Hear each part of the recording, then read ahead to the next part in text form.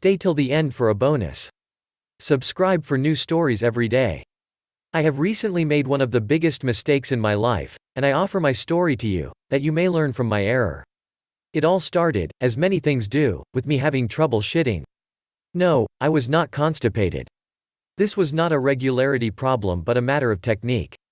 It seems my ass hair had grown to such a length that tiny balls of shit were constantly getting tied up in the matted jungle between my ass cheeks. It led to much frustration, with me knowing that I still had something to drop, but unable to shake the tenacious turd loose from its butt hair dwelling place. Eventually I would have to do one of two things.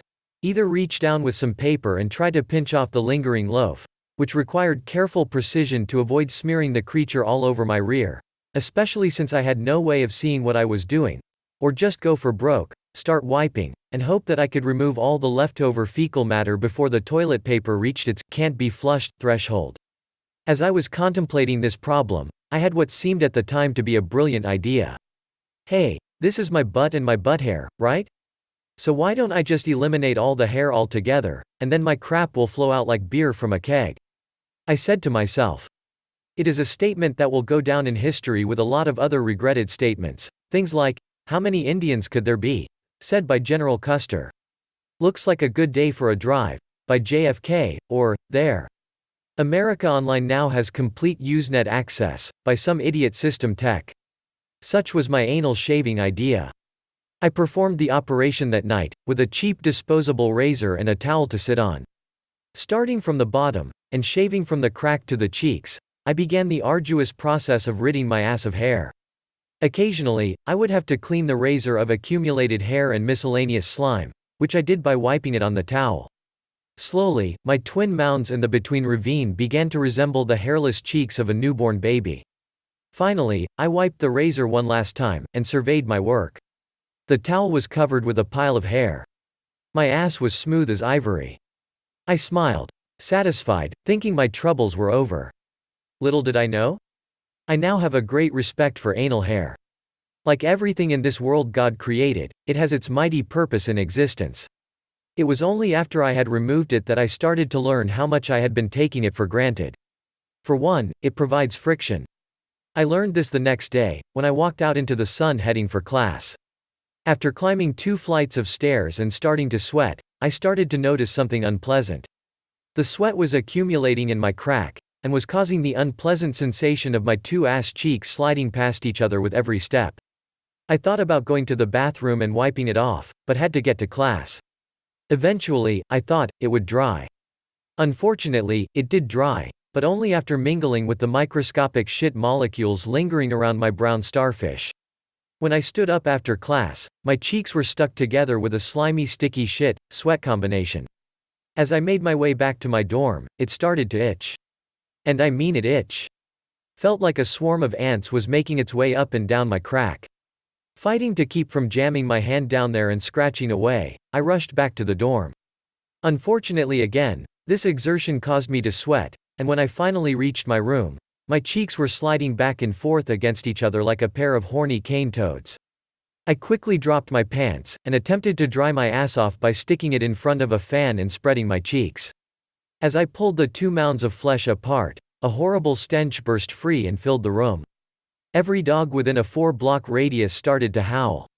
I had it worst of all, as the ripe aroma of festering sweat went into the fan and blew back into my face. I fought to keep from heaving. And as I sat there, fighting vomit, my ass cheeks spread and dripping, with the concentrated aroma of my body odor mixed with the tangy smell of my own shit blowing right into my face, I had only one thought: it will be like this until the hair grows back. Weeks later on, trying to deal as best I could, wiping my ass at every opportunity, I discovered another wonderful use for ass hair: ventilation. I attempted to launch a fart, only to have it get stuck between my ass cheeks. Apparently, with no hair, the 2 pink twins can get vacuum sealed together, and the result was a frustrating fart that slid up and down between my cheeks like a lost gerbil. As if that wasn't enough, I am now enduring further torture. As anyone who has ever shaved anything knows, when hair is first growing back in, it comes in as stubble. Imagine your ass having the texture of a Brillo pad.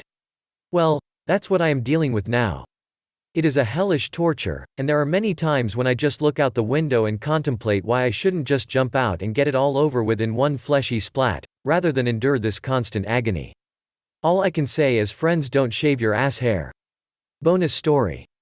As a bagpiper, I play many gigs. Recently I was asked by a funeral director to play at a graveside service for a homeless man. He had no family or friends, so the service was to be at a pauper's cemetery in the Kentucky backcountry. As I was not familiar with the backwoods, I got lost, and being a typical man I didn't stop for directions. I finally arrived an hour late and saw the funeral guy had evidently gone and the hearse was nowhere in sight.